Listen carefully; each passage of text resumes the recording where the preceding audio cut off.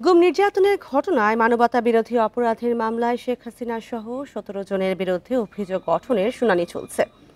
সকাল 10:15টার দিকে ট্রাইব্যুনালে হাজির করা হয় 10 সেনা কর্মকর্তাকে। ট্রাইব্যুনালের আশেপাশে এলাকা জুড়ে নিরাপত্তা ব্যবস্থা জোরদার করা হয়েছে।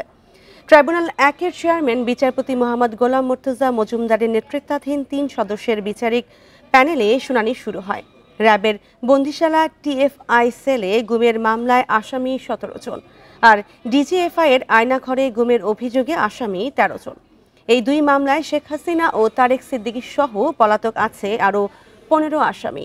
এর মধ্যে শেখ হাসিনার পক্ষে সিনিয়র আইনজীবী জেড.আই খান পান্নাকে নিয়োগ দিয়েছে ট্রাইব্যুনাল। আর এ নিয়ে আরও জানাতে হাইকোর্ট চত্বর থেকে যোগ দিচ্ছেন সহকর্মী জাহিদুল বাশার। জাহিদুল বাশার, শুনানির সর্বশেষ জানাবেন এবং শুনানিতে কি আলোচনা হতে পারে সেটা জানাবেন। আমি এই মুহূর্তে চলে এসেছি আন্তর্জাতিক অপরাধ ট্রাইব্যুনালে। আমি কিছুক্ষণ আগে আন্তর্জাতিক অপরাধ ট্রাইব্যুনালে থেকে যে এজলাস কক্ষ থেকে আসলাম। বাংলাদেশের গত 15 বছরে যে গুম এবং নির্যাতনের যেই ঘটনাগুলো ঘটেছে, সেই ঘটনার প্রথম কোনো মামলায় অভিযোগ গঠন শুনানি শুরু হয়ে গেছে, যেখানে আদালতের আসামির কাঠগড়ায় রয়েছেন brigadier general Jahangir Alam, brigadier general Tofail Mostafa Sarowar, brigadier general Kamrul Hasan, colonel Anwar Latif Khan, colonel K M Azad, colonel Abdullah Al Momen, colonel Mashiur Rahman Jewel, lieutenant colonel Sarowar Bin Kashem, lieutenant colonel Saiful Islam Suman এবং ব্রিগেডিয়ার জেনারেল মাহবুব আলম। এই সামরিক কর্মকর্তারা তারা এই মুহূর্তে গুমের মামলায় আসামি হয়ে তারা কাঠগড়ায় বসে আছেন এবং চিফ প্রসিকিউটর তাজুল ইসলাম তিনি গত 15 বছরে কিভাবে মানুষকে গুম করা হয়েছে, কিভাবে ধরে নিয়ে যে নির্যাতন করা হতো সেই ঘটনা আদালতকে জানাচ্ছেন। অর্থাৎ চার্জ হিয়ারিং শুরু হয়েছে। 3 বিচারপতির যে ট্রাইব্যুনাল 1 তারা সবাই এই শুনানি করছেন, তারা শুনছেন। চিফ প্রসিকিউটর শুরুতেই বলেছেন যে গুমের যেই ঘটনা সেগুলো বর্ণনাতীত এবং যে নির্যাতন করা হয়েছে, যারা গুমের শিকার হয়েছেন তাদেরকে তিনি 3টে ভাগে ভাগ করেছেন। বলছেন গুমের শিকার ব্যক্তিদের ভিতরে 2 ভাগ হচ্ছেন তারা কিছুটা ভাগ্যবান। প্রথমত যাদেরকে গুম করে রাখা হতো কিছুদিন এবং তার পরবর্তীতে বিভিন্ন মামলায়, মিথ্যা মামলায় জড়িয়ে তাদেরকে ফাঁসানো হতো, তারা প্রথম ভাগ্যবান। দ্বিতীয় ভাগ্যবান হচ্ছেন যাদেরকে গুম করা হতো কিন্তু তাদেরকে মেরে ফেলা হয়নি, 8 বছর 9 বছর বন্দি করে রেখে একেবারে গোপন কক্ষে বন্দি করে রাখা হতো, যারা পরবর্তীতে ছাড়া পেয়েছেন, এরা হচ্ছেন তার পরবর্তীতে দ্বিতীয় ভাগ্যবানের তালিকায়।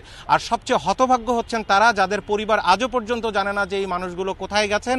গুম হয়েছেন এতটুকু জানেন, তারপরের থেকে তাদের খোঁজ নাই, কিন্তু তাদের মরদেহ পাওয়া গেছে অনেকের কোথায়, ঢাকার যেই কাঁচপুর ব্রিজের নিচে, সুন্দরবনের মধ্যে, বরগুনার বিভিন্ন এলাকায়, পাথরঘাটায় বিভিন্ন এলাকায় নিয়ে তাদেরকে নির্যাতন করে হত্যা করে তাদেরকে লাশ নদীতে ফেলে দেওয়া হয়েছে। এইরকম ঘটনাগুলো চিফ প্রসিকিউটর কিন্তু আজকে শুনানির শুরুতেই তুলে ধরছেন এবং আসামি যারা রয়েছেন, এই সামরিক কর্মকর্তা যাদেরকে করা হয়েছে তাদেরকে আমি দেখছিলাম খুবই বিষণ্ণভাবে তারা সেই বক্তব্য শুনছিলেন কাঠগড়ায় থেকে।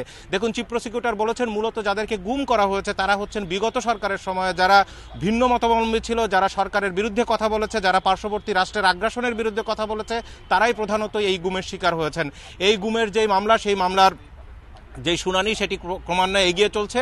আজকে দেখুন, আপনি শুরুতেই খবরে যেটা বলছিলেন যে শেখ হাসিনার পক্ষে একজন সিনিয়র আইনজীবী জেড.আই খান পান্না তাকে নিয়োগ দেওয়া হয়েছিল, কিন্তু পরবর্তীতে তিনি কিন্তু সেখান থেকে সরে এসছেন। তিনি শেখ হাসিনার পক্ষে স্টেট ডিফেন্স লয়ার অর্থাৎ রাষ্ট্রনিযুক্ত আইনজীবী হিসেবে তিনি এই মামলা পরিচালনা করতে চান না, সেটি তিনি জানিয়েছেন।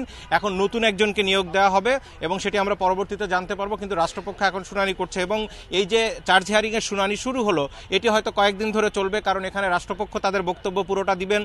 একই সাথে যে আসামিরা রয়েছেন অর্থাৎ 10 জন যে সামরিক কর্মকর্তা, তাদের পক্ষে যে প্যানেল লয়াররা রয়েছেন তারা কথা বলবেন এবং যারা পলাতক রয়েছে, এই মামলায় কিন্তু মোট 17 জন আসামি, তার ভিতরে 10 জন কর্মকর্তা, সামরিক কর্মকর্তা তারা গ্রেপ্তার রয়েছেন। এছাড়া পলাতক রয়েছেন শেখ হাসিনা, তার যিনি নিরাপত্তা উপদেষ্টা ছিলেন মেজর জেনারেল অবসরপ্রাপ্ত তারেক আহমেদ সিদ্দিকী সহ মোট 7 জন পলাতক রয়েছে। সুতরাং তাদের পক্ষেও আইনজীবীরা কথা বলবেন। সব মিলিয়ে এই যেই শুনানি, যেটি অভিযোগ গঠনের শুনানি, সেটি শেষ হতেও নিশ্চয়ই কয়েকদিন সময় লাগবে এবং তার পরবর্তীতে কিন্তু আদালত অভিযোগ গঠনের উপরে আদেশ দিবেন এবং আনুষ্ঠানিক বিচার প্রক্রিয়া কিন্তু সেদিন থেকে শুরু হয়ে গেল।